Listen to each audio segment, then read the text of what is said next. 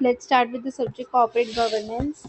Unit 3, Lesson 5, International Codes of Corporate Governance. Okay, International Codes of Corporate Governance.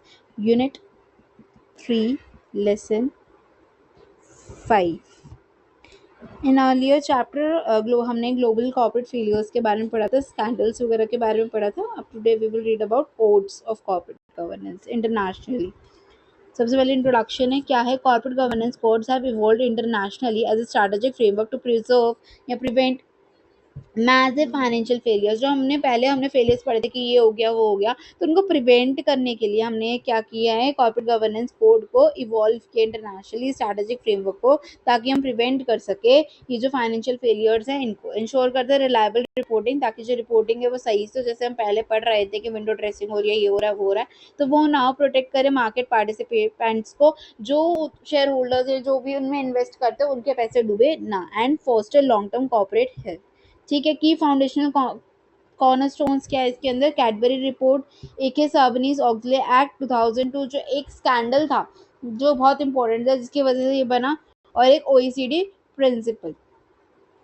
ठीक है. तो Cadbury report UK 1992 क्या है, ये है कि ये एक सर एडविन कैडबरी कमेटी 1992 इसको ये कहते हैं. क्या है ये, पायनियर लैंडमार्क कोड जो स्ट्रक्चर करता है बोर्ड की रिस्पॉन्सिबिलिटी, कि भाई बोर्ड की रिस्पॉन्सिबिलिटी है तो ऐवे ही हवाबाजी करके, मतलब बिना ऐवे क्यों दे देते हो किसी एक की मत मानो. से हमने पहले उसमें पढ़ा था, बहुत सारे जो स्कैंडल्स हो रहे थे कि एक ही बंदा जो है वो रूल करे, एक ही डोमिनेट कर रहा है, बाकी सब उनकी बात मान रहे हैं, कोई एक ही हेड है. बट यहाँ पे बोर्ड अपनी रिस्पॉन्सिबिलिटी समझो, मेजोरिटी चलेगी, ऐसा नहीं होगा कि कोई एक ही डोमिनेट कर रहा है. एंड इंटरनल कंट्रोल मैकेनिज्म की IC जो है वो बहुत वीक होता है, इंटरनल कंट्रोल ढंग से अपना काम नहीं करता है, तो वो सही से. That is Cadbury report. उसके बाद है सबरीज ऑक्सले एक्ट 2002 जो USA में था. उसमें क्या है, इसको एक्स भी बोलते हैं इसको, a highly stringent statutory enactment introduced following catastrophic corporate scandals, जैसे कि Enron, WorldCom, Tyco, to maintain absolute top executive accountable, ताकि जो टॉप एग्जीक्यूटिव है वो अकाउंटेबल रहे. कुछ फ्रॉड हुआ, कुछ हुआ तो वो बोले, वो बताए क्या हुआ क्या हुआ, वो रिस्पॉन्सिबल बने, कि ऐसे बस हो गया तो हो गया, that is not going to happen. उसके बाद OECD principles of corporate governance. इसमें क्या है, formulated by organization for economic cooperation and development, that is OECD, to act as a globally benchmark template for cross border alignment, market integrity और investment safety के लिए.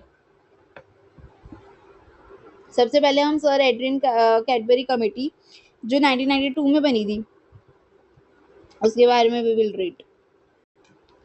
तो the committee on the financial aspects of the corporate governance establish कब हुई थी, कहाँ हुई थी, यूके में हुई थी 1991 में, by the financial reporting council, London stock exchange, UK accountancy profession, chaired by sir Adrian committee, sir Adrian Cadbury. It release its historic final document the Cadbury report in December 1992.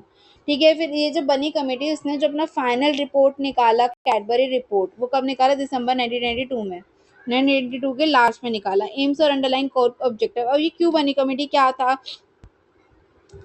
क्या इसके AIIMS थे, क्या objective थे. The committee was triggered by multiple high profile corporate collapses. जो high profile corporate collapse हुए UK के अंदर, से पॉलीपैक, मैक्सिल कम्युनिकेशन, BCCI, जिनके बारे में हम पॉलीपैक के बारे में तो नहीं पढ़े, लेकिन मैक्सिल और BCCI के बारे में हम प्रीवियस चैप्टर में पढ़ा था. इनकी वजह से ये बनाना पड़ा, जो जिन्होंने शेक करके रख दिया था इन्वेस्टर के ट्रस्ट को, ट्रस्ट नहीं होता, ट्रस्ट इश्यूज आ रहे थे. तो इसका प्राइमरी एम क्या था, इंश्योर करना highly precise accurate corporate financial reporting, कि ढंग से रिपोर्टिंग हो, प्रेसाइज हो, अच्छे से हो कॉर्पोरेट फाइनेंशियल रिपोर्टिंग, और रोबस्ट इंटरनल वेरिफिकेशन प्रैक्टिस हो, इंटरनल वेरिफिकेशन बहुत अच्छे से हो, एलिवेट करे सिस्टमैटिक स्टैंडर्ड को, सिस्टमैटिक स्टैंडर्ड अच्छा बने of the corporate accountability and complete transparency रहे, कुछ भी हाइड ना हो, हाइड एंड सीक ना खेलो. प्रिवेंट करता है बोर्ड रूम वल्नरेबिलिटीज को, मिनिमाइज करता है आर्बिट्ररी एग्जीक्यूटिव पावर को, और मेंटेन करता है इन्वेस्टर की कॉन्फिडेंस को, कि जो हमारा इन्वेस्टर है उसका जो ट्रस्ट है वो बिल्ड रहे, कॉन्फिडेंस रहे उसको कंपनी पे. की recommendations of the Cadbury record. उसके रिकमेंडेशन क्या थी, the report famously put for the pioneering comply और एक्सप्लेन. यहाँ तो तुम कंप्लाई करो जो हम बोल रहे हैं, यहाँ तो तुम मानो उस बात को, और नहीं मान रहे तो हमें एक्सप्लेन करो रीजन, तो कि why you are not complying with rules and regulations operating operational model. Rather than rigid statutory coercion, companies are encouraged to follow code guidelines. ठीक है, वो क्या बोलते हैं, एकदम वो करेगा, तुम्हें मानना ही पड़ेगा, तुम्हें करने की जगह वो क्या कर रहे थे, encourage कर रहे थे, तुम follow करो guidelines को, explicitly disclose करो public को, reason तो justify करो अगर तुमने comply नहीं किया तो, यहाँ तो comply करो, यहाँ तो explain करो। ऑपरेशनल कोड स्ट्रक्चर क्या था, 4 मेन कंपोनेंट से क्या क्या था, सबसे पहले कोर पिलर कंपोनेंट था बोर्ड स्ट्रक्चर रिस्पांसिबिलिटी से, बोर्ड स्ट्रक्चर बनाओ ढंग से और एक एक को रिस्पांसिबिलिटी ढंग से दो और रिस्पांसिबल बनो। सेकंड है नॉन एग्जीक्यूटिव डायरेक्टर जो एनईडी थे उनके बारे में, थर्ड है फाइनेंशियल रिपोर्टिंग और इंटरनल कंट्रोल्स के बारे में, और fourth accountability and external audit उसके बारे में। ठीक है, तो सबसे पहले जो हमारा था कि बोर्ड स्ट्रक्चर एंड रिस्पॉन्सिबिलिटी, उसमें क्या सेपरेशन ऑफ टॉप रोल्स, जो टॉप रोल्स है, जो मेन रोल्स है उनको अलग अलग करो, सेपरेट करो, डिस्टिंक्ट एग्जीक्यूटिव पोजीशन दो, चेयरमैन की अलग होगी और सीईओ की अलग होगी, क्योंकि वो अगर एक ही हो गए तो एक ही की मानी जाएगी, एक ही डोमिनेंट आ जाएगा, फिर उसी की माननी पड़ेगी चाहे वो गलत ही कह रहा हो, इसलिए अलग अलग रोल्स, तो अलग अलग रोल्स वो दो, मतलब बंदे करो, पोजीशंस दो, चेयरमैन अलग, सीईओ अलग, must ideally be separated to prevent unhealthy concentration of unchecked individual authority, ताकि अथॉरिटी एक ही पे ना आ जाए, कंसंट्रेट ना हो जाए, जिसकी वजह से अनहेल्दी ऑर्गेनाइजेशन स्ट्रक्चर ना हो, बैलेंस इन्फ्लुएंस हो, clear formalize distribution of responsibilities, ढंग से नॉन एम्बिगुअली फॉर्मलाइज तरीके से डिस्ट्रीब्यूट करो रिस्पॉन्सिबिलिटीज को at the apex board level, ensuring no single executive wields absolute unrestricted decision making power. NED क्या है, इंडिपेंडेंट ओवरसाइट रखे, क्योंकि वो executive director, non executive director, तो वो इंडिपेंडेंट ओवरसाइट रहना चाहिए। Board configuration must include a minimum of 3 independent non executive directors, 3 NED होने चाहिए, एक तरीके से मान लो इंडिपेंडेंट डायरेक्टर्स होने चाहिए। नॉन एग्जीक्यूटिव डायरेक्टर्स कितने होने चाहिए, मिनिमम 3 होने चाहिए, रखा गया। कॉन्फ्लिक्ट फ्री स्टेटस, मतलब they must be fully independent of daily management operation, तुम्हें छोड़ दो, इंडिपेंडेंट रहो, तुम्हें कोई काम नहीं करना, डेली ऑपरेशन नहीं करना, कुछ भी मैनेज नहीं करना, तुम परे रहो उससे। ठीक है, free from any commercial personal ties that cause conflicts of interest, conflict of interest बिल्कुल नहीं होना चाहिए कि कंपनी का फेवर छोड़ के तुम अपने पर्सनल चीजें देख रहे हो, ऐसा ना हो, इसलिए बोले कि फुल्ली इंडिपेंडेंट रहो। तो 3 मिनिमम होने चाहिए वो। कमिटी डोमिनेशन, मतलब they must play a major leading role in the key sub committee, जो सब कमिटी होगी उसके अंदर वो मेजर रोल प्ले करेंगे, notably the audit and remuneration committee, जो हमने पहले कमिटीज पढ़ी सेकेंड चैप्टर के अंदर, वो कमिटीज में वो नोटेबली क्या करेंगे, लीडिंग रोल प्ले करेंगे। Non executive directors. Financial reporting and internal control में क्या था कि जो audit committee requirement, internal safeguards और फुल बेस्ड प्रैक्टिस कोड, मतलब board must establish dedicated audit committee, उनकी ऑडिट कमेटी बननी चाहिए बोर्ड की कंपनी के लिए, consisting exclusively of non executive directors with a minimum of 3 independent members, जिसमें से कम 3 इंडिपेंडेंट मेंबर्स होने चाहिए। इंटरनल सेफगार्ड्स, जो एक्सप्लिसिट एम्फेसिस दिया गया कि हम अचीव करें ऑब्जेक्टिव को, फाइनेंशियल ट्रांसपेरेंसी, भाई फाइनेंशियल ट्रांसपेरेंसी रख लो, छुपाओ मत, दिखा दो, डिस्क्लोज कर दो, and establishing robust internal tracking network. ठीक है, फुल बेस्ट प्रैक्टिस कोड, मतलब statement of compliance with the Cadbury code of best practice must include in the annual reporting, non compliance requires clear disclosure, और अगर नहीं किया तुमने comply तो तुम्हें डिस्क्लोज करना पड़ेगा, कंप्लाई करो तुम Cadbury code of best practice से, और नहीं कर रहे non compliance requires clear disclosure, साफ साफ डिस्क्लोज करो कि भाई तुमने फॉलो नहीं किया है। अकाउंटेबिलिटी एंड एक्सटर्नल ऑडिट में क्या, ऑब्जेक्टिव असेसमेंट रखो, मतलब directors hold strict duty provide करने की वेल बैलेंस कॉम्प्रिहेंसिव और easy understandable assessment of the corporate enterprise immediate and future market standing के लिए, और ऑडिटर इंडिपेंडेंट होना चाहिए, मिलावा नहीं होना चाहिए। Strict protection of professional external auditors to ensure unbiased verification, ताकि बायसनेस ना आए वेरीफाई करते वक्त, ऑडिट करते वक्त। ठीक है, तो मेन क्या बोलेंगे हम, प्राइमरी फिलोसफी क्या है, कंप्लेन कंप्लाई और एक्सप्लेन की एस्टैब्लिश बेसलाइन कि ग्लोबल फूड ब्लूप्रिंट बन गया, स्प्लिट करने के लिए चेयरमैन और सीईओ अलग अलग है, cementing independent non executive directors is mandatory corporate guardian, और pave the way to subsequent UK editions including Greenbury, Hampel, Turnbull reports later unified into a combined code. ठीक है, उसके बाद सॉक्स की बात करते हैं, जिसमें Sarbanes Oxley act of 2002, the Sarbanes-Oxley Act is sweeping federal statute passed by US Congress in 2002, US Congress ने, यूएस की गवर्नमेंट ने 2002 में इसको पास किया गया था फेडरल स्टैट्यूट को। ठीक है, an act as a direct response to massive accounting fraud, और ये रिस्पॉन्स किसके लिए था, फ्रॉड के लिए, जो फ्रॉड हो रहे थे उसके रिस्पॉन्स में ये लाया गया था। That devastated major global corporation जैसे कि एनरॉन, वर्डकॉम, टाइको। ठीक है, टाइको के बारे में नहीं पढ़ा, लेकिन एनरॉन, वर्डकॉम के बारे में हमने पढ़ा, उनसे ये उनकी वजह से क्या कॉन्सिक्वेंस हुआ, ये हमें एक्ट बनाना पड़ा। introduce a highly punitive mandatory legal framework to enforce absolute executive responsibility. Primary strategic objective क्या था इसका? Drastically maximize the accuracy. जो accuracy है ना उसको drastically maximize करो कि भाई एकदम accurate होना चाहिए, कुछ भी लोचा लाचा ना हो. Systematic verification, overall reliability of accounting disclosures. Reliable ऐसा अकाउंटिंग डिस्क्लोज करो कि हम उस पर रिलाई कर सकें, सही से डिस्क्लोज करो. Protect equity investors from accounting manipulation. जो अकाउंटिंग मैनिपुलेशन होते हैं उससे किसको प्रोटेक्ट करो? इक्विटी इन्वेस्टर्स को प्रोटेक्शन दो, उनको ट्रस्ट दिलाओ, उनको इंफॉर्मेशन दो, उनको अपने साथ रखो. ठीक है, इंटेंशनल मिस इन्फॉर्मेशन ना दो और वाइट कॉलर फ्रॉड तो कतई ना, प्रोटेक्ट करो उन सबसे. उसके बाद एनफोर्स स्ट्रिक्ट क्रिमिनल लाइबिलिटी. ठीक है, and personal accountability on top executive management. इसका statutory provisions and compliance section क्या कहता है? तो सबसे पहले एस्टैब्लिशमेंट ऑफ पीसीएओबी यानी कि public company accounting oversight board, इसको एस्टैब्लिश किया गया. And independent non government oversight body created. ठीक है, इंडिपेंडेंटली गवर्नमेंटल ओवरसाइट बॉडी को क्रिएट किया गया रजिस्टर करने के लिए, रेगुलेट करने के लिए, इंस्पेक्ट करने के लिए. And discipline public accounting firm auditing public corporation. It handles standard setting for audit quality control. मतलब एक ऐसा independent non governmental oversight body जो क्रिएट किया गया क्या करने के लिए? रजिस्टर करे, रेगुलेट करे, इंस्पेक्ट करे और डिसिप्लिन में रहे, किसको डिसिप्लिन में रखे? किसको? पब्लिक अकाउंटिंग फर्म्स को. ऑडिटिंग पब्लिक कॉर्पोरेशन जो हैंडल करे स्टैंडर्ड सेटिंग को ऑडिट क्वालिटी कंट्रोल के लिए, कि मतलब यह फॉर्म्स के लिए बनाए गए ऑडिट फॉर्म्स के लिए ताकि वो कंट्रोल रख सके, सही से क्वालिटी कंट्रोल बना के रख सके. और जो क्या करे? रजिस्टर करे, रेगुलेट करे, इंस्पेक्ट करे. एग्जीक्यूटिव सर्टिफिकेशन 300 टू 906 सेक्शन है इसका. क्या है एग्जीक्यूटिव सर्टिफिकेशन?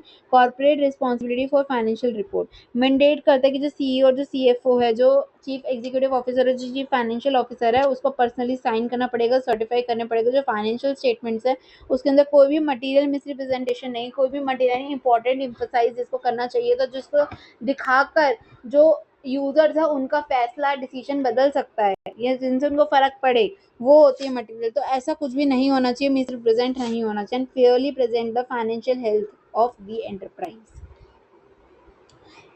सीओ सीएफओ को साइन करना पड़ेगा और ये बताना पड़ेगा कि कोई भी मटेरियल मिस रिप्रेजेंटेशन नहीं है और सब कुछ फेयरली प्रेजेंट किया गया है. उसके बाद फाइनेंशियल रिपोर्टिंग पेनल्टीज यानी एनफोर्सेस इमीडिएट क्रिमिनल पेनल्टीज. तो एकदम से ही क्रिमिनल पेनल्टीज एनफोर्स कर देता है इंटेंशनली अगर आपने साइन किया मिसलीडिंग सर्टिफिकेशन को. वो पता था आपको मिसलीडिंग है, फिर भी आपने साइन करके गलत वो किया है, ट्रस्ट गलत चीज़ पे साइन किया, तो इंक्लूडिंग हैवी $multi-million फाइन्स और जेल भी हो सकती है अप टू 20 ईयर्स. यानी कि दोनों चीज़ में, दोनों में से कुछ भी हो सकता है. एंड लिखा है वैसे. सेक्शन 4 में क्या है? Management assessment of internal control, the most significant and compliance intensive section. क्या? It requires public companies to include an internal control report. Internal control हमारे सही से हो रहे हैं, अंदर हमारे कंट्रोल सही से बने हुए हैं कंपनी के अंदर. ठीक है, तो पब्लिक कंपनीज क्या इंक्लूड करें? इंटरनल कंट्रोल रिपोर्ट को इंक्लूड करें इन दर एनुअल फाइलिंग्स. मैनेजमेंट को स्टेट करना पड़ेगा अपनी रिस्पॉन्सिबिलिटीज को कि उन्होंने मेंटेन करके रखा है एडिक्वेट इंटरनल कंट्रोल और एसेस कर रहे हैं उसको इफेक्टिवनेस को. मतलब एक तो इंटरनल कंट्रोल है, ऊपर से आप उसको फिर इफेक्टिव भी है. वो ये नहीं कि बस है तो है, नहीं, वो सही से आप काम भी कर रहे हो, सही से इफेक्टिव भी हो. Furthermore, the registered independent external auditor must formally attest to and report on management's assessment. और जो मैनेजमेंट ने असेस किया कि हाँ भाई सही से कर रहा है इंटरनल कंट्रोल हमारा, जो इंडिपेंडेंट एक्सटर्नल ऑडिटर होगा उसको भी उसको फॉर्मली अटेस्ट करना है, देखना है, करना है, सही करना है. और ये रियली में भी है, मतलब बाहर रियली में, मतलब इंडिया में भी ये होता है. जो एक्सटर्नल ऑडिटर्स है उसको इंटरनल कंट्रोल्स देखना पड़ता है, तभी वो उसके हिसाब से अपना ऑडिट कंप्लीट करता है. Enhanced financial disclosures.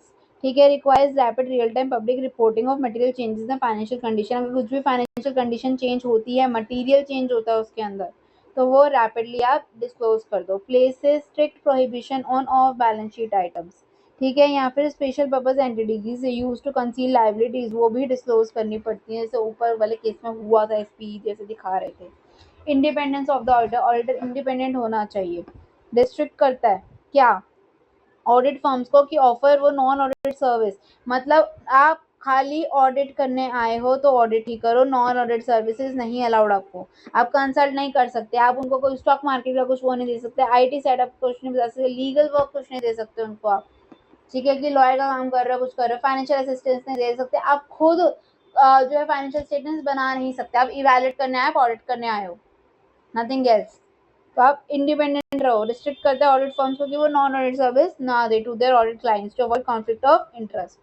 और ये मैंडेटरी है। Mandates a mandatory 5-year rotation circle that is called cooling off period.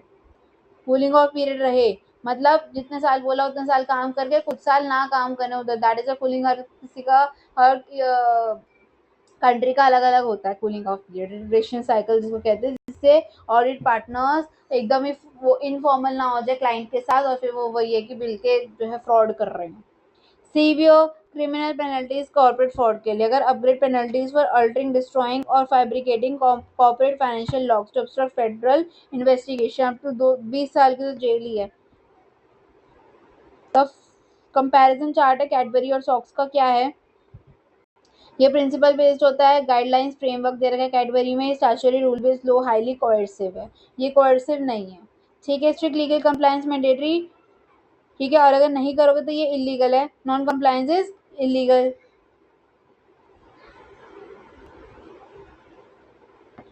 ये यहाँ पे है, non compliance is illegal. Sanctions penalties, market correction and public disclosure penalties. ठीक है, मार्केट करेक्शन करेगी और फिर पब्लिक डिस्क्लोजर करना पड़ेगा, नहीं तो पेनल्टीज मिलेगी। सेवर क्रिमिनल लाइबिलिटी से 20 साल तक की जेल हो सकती है। इंटरनल कंट्रोल पे monitor internally by audit committee देखती है। और यहाँ पे independent mandatory independent external auditor attestation चाहिए होगा। 404। उसके बाद थर्ड है आपकी OECD principle of corporate governance में, क्या ओरिजिनली इंट्रोड्यूस इन 1999। ठीक है, कॉम्प्रिहेंसिवली रिवाइज हुआ था 2015 में। ओईसीडी जो प्रिंसिपल है वो एक इंटरनेशनल गोल्डन बेंचमार्क है। ये क्या प्रोवाइड करता है? Cross border guidance, policy formulate करने के लिए, रेगुलेटरी फ्रेमवर्क के लिए, मार्केट अलाइनमेंट के लिए, and they are formally endorsed by major international bodies जैसे कि G20, वर्ल्ड बैंक और IMF in monetary fund. G20 तो ग्लोबल 20 जो है आपकी, the 6 core pillars and structural framework. The framework is structured into 6 fundamental comprehensive pillars designed to balance the corporate efficiencies. क्या pillars है इसके? 6 क्या structure framework है इसका? क्या इंश्योर करता है कि basis of an effective corporate governance framework, मतलब हमारा एक corporate governance जो वो effective रहे। गवर्नेंस आर्किटेक्चर वो प्रमोट करे transparency, efficient market, protect the rule of the law, clearly articulate, clearly बात कर सके हम किस चीज़ के बारे में, स्पिरिट ऑफ रिस्पॉन्सिबिलिटी ढंग से सबको पता हो अमंग डिफरेंट रेगुलेटरी अथॉरिटीज। उसके बाद क्या है? Rights and equitable treatment of the shareholders in key ownership function. Basic rights जो है वो सीमलेस ओनरशिप रजिस्ट्रेशन और trading transferability of shares, real time access to corporate information. ठीक है, इक्विटेबल ट्रीटमेंट मिले, सारे शेयर होल्डर्स को same series में मिले, class must be treated identically including minority and foreign shareholders. अगर फॉरेन शेयर होल्डर्स है माइनॉरिटी में तब उनको इक्वल राइट मिले। Prohibition of abusive self dealing and insider trading और सेल्फ डीलिंग प्रोहिबिट हो। Institution investors in stock market and other intermediaries क्या promote करता है? ऑपरेशनल ट्रांसपेरेंसी रहे और इकोनॉमिक एफिशिएंट रहे अक्रॉस प्रॉक्सी एडवाइजर्स, एनालिस्ट और institutional investment. Proxy advisors read already in previous chapter. Institutional investment managers by demanding disclose of how conflicts of interest are managed. The role of stakeholders in corporate governance. जो recognize the valuable contribution of employees. Recognize करो भाई valuable contribution को जो employees ने दिए, आपके creditors ने दिए, suppliers, local communities ने आपके लिए valuable contribution किए, उसको recognize करो। उनको you know क्या बोलते हैं, प्रोत्साहन दो उनको। It ensures active cooperation to co-create a sustainable economic wealth और स्टेबल एम्प्लॉयमेंट के लिए कि भागना चाहे वो। ठीक है, टर्नओवर ना बढ़े, एम्प्लॉयज का एम्प्लॉय टर्नओवर ना बढ़े। साउंड कॉर्पोरेट फाइनेंस, उसका डिस्क्लोजर एंड ट्रांसपेरेंसी क्या है कि टाइमली प्रिसाइज पब्लिक डिस्क्लोजर है सारे मटेरियल मैटर्स का। Corporate financial performance, operating result, company objective क्या है, मेजर शेयर ओनरशिप किसके पास है, रेम्यूनरेशन पॉलिसीज क्या है। ठीक है, responsibilities of the board, mandate करता है कि जो बोर्ड मेंबर्स है वो act in good faith, due diligence दिखाए, केयर दिखाए, सारी information they, best interest of the company में काम करे। ठीक है। की duties including monitoring executive performance, executive के परफॉर्मेंस को देखो, कॉन्फ्लिक्ट्स को मैनेज करो, इंश्योर करो कि फाइनेंशियल रिपोर्टिंग सही से हो रही हो। ठीक है, तो यानी कि जो कैडबरी कोड यूके था वो क्या कह रहा है, कंप्लाई और explain, separate CEO chairman roles, minimum 3 independent directors, independent audit committee. और सोक्स क्या कहता है, मैंडेटरी स्टैट्यूटरी लो है। 302 क्या कहता है, सीईओ सीएफओ के सर्टिफिकेशन के लिए कहता है। ठीक है, 404 कहता है auditor attestation of internal control, PCA भी क्या ओवरसाइट रखे और विसल ब्लोअर प्रोटेक्शन हो। ओईसीडी प्रिंसिपल क्या कहते हैं, 6 ग्लोबल पिलर्स है कि तुम इक्विटेबल ट्रीटमेंट तो सारे शेयर होल्डर्स को, प्रोटेक्शन तो ब्रॉडर स्टेक होल्डर्स को, इससे ईएसजी और कंप्लीट मटेरियल ट्रांसपेरेंसी रहे। उसके बाद exam oriented questions, what is the primary objective of sir Adrian Cadbury committee in 1992। Primary objective क्या था, एड्रेस करना स्ट्रक्चर वल्नरेबिलिटीज और फाइनेंशियल रिपोर्टिंग फेलियर्स को कॉर्पोरेट बोर्ड में जो हो रही थी। इंप्रूव किया overall financial aspects of the corporate governance, element concentration executive power, enhance accountability, protect investors from several high profile corporate collapses in the UK. Major corporate scandals was not a direct trigger for the enactment of the Severance Officer। कौन सा था, Volkswagen वाला। कौन सा 2015 में due the emission test manipulation. Direct trigger for US stocks were accounted for failures to at Enron, WorldCom, Tyco. Comply और explain क्या इसका था, कैडबरी कमेटी 1992 मॉडल क्या है, प्रोवाइड करने के लिए flexible framework where companies must either implemented और नहीं तो प्रोवाइड करे clear public explanation non compliance के लिए। उसके बाद कौन सा सेक्शन जो सॉक्स 2002 था, require management and auditors to report on adequacy of internal control. 404 जो मैंडेट करता है कि मैनेजमेंट एस्टैब्लिश करे और मेंटेन करे एडिक्वेट इंटरनल कंट्रोल को, और फिर जो इंडिपेंडेंट एक्सटर्नल ऑडिटर्स उसको सर्टिफाई करे कि उसकी इफेक्टिवनेस सही से है। उसके बाद है कि प्रिंसिपल ऑफ ओईसीडी क्या था, कि शेयर होल्डर का राइट एनहांस हो, इक्विटेबल ट्रीटमेंट तो उनको एम्फेसाइज करो, प्रोटेक्ट करो माइनॉरिटी शेयर होल्डर्स को, ट्रांसपेरेंसी रखो, रिकॉग्नाइज करो स्टेक होल्डर्स की कंट्रीब्यूशन को rather than minimizing taxes and reducing corporate disclosures. SOX 2002 क्या करते हैं, establish which of the following bodies to oversee audit public company. ठीक है,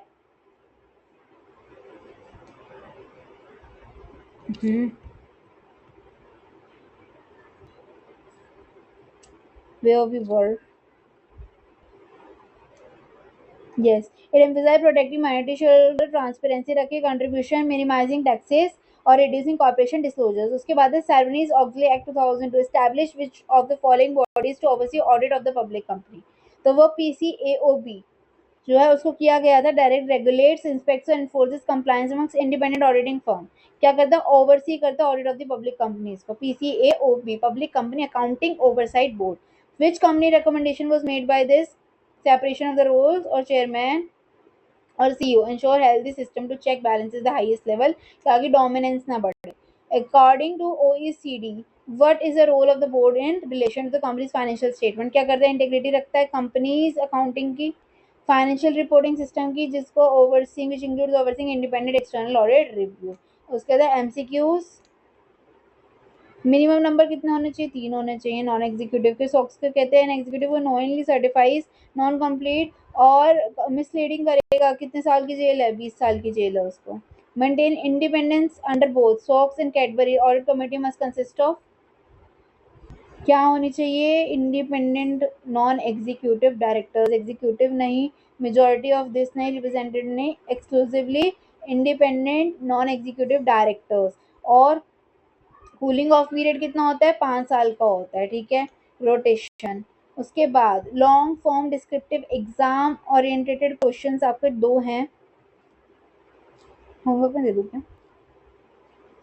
discuss the concept of comply और एक्सप्लेन, वही एकदम वो दे रखा है, इसको डिटेल में दे रखा है, introduce by the Cadbury report. और why it is considered flexible alternative to जो सॉक्स का था उससे क्यों ये फ्लेक्सिबल है वो बताना है। ये अवॉइड करता है रिजिडिटी को, रिजिडिटी नहीं देता है, रिड्यूस करता है कंप्लायंस कॉस्ट को, मार्केट ड्रिवन एनफोर्समेंट है। और कंप्लायर एक्सप्लेन क्या होता है कि उसने बोला है कि instead of establishing rigid statutory mandate provide a voluntary code of best practice। ठीक है, entities are expected to comply with the governance provisions but are permitted to deviate if their specific corporate context warrant करता है, तो alternative arrangement कर लो। अभी company deviates must publicly disclose the clear reason explanation कि आप क्यों नहीं मान रहे हो। उसके बाद सेकंड क्या कहते हैं, detail in the stringent internal control requirement establish under 4 socks के अंदर लाइज द ग्लोबल इम्पैक्ट। देखो सेक्शन 4 क्या बोलते हैं, इंट्रोड्यूस किया स्ट्रिक्ट रिक्वायरमेंट कि मैनेजमेंट के पास, management of public companies regarding internal financial control, financial control होना चाहिए internal, requires companies to include the internal control report annual filing के अंदर, जो स्टेट करे मैनेजमेंट की डायरेक्ट रिस्पॉन्सिबिलिटी है, एस्टैब्लिश करे और मेंटेन करे adequate internal control structure for proceed for the financial reporting, contain a formal assessment at the end of the company's fiscal year evaluating the overall effectiveness of this inter control के inter control थे और कैसे उन्होंने काम किया, formal attestation by the external auditor. Global impact क्या है इससे कि यूएस फेडरल लॉ के अंदर it significantly shapes corporate governance standards worldwide, many foreign companies listed as stock US exchange must comply with its provisions. Additionally, जो countries globally have adopted similar framework, often referred as local SOX, which have raised baseline of financial reporting, disclosure clarity, top executive liability internationally. ठीक है, your chapter is completed.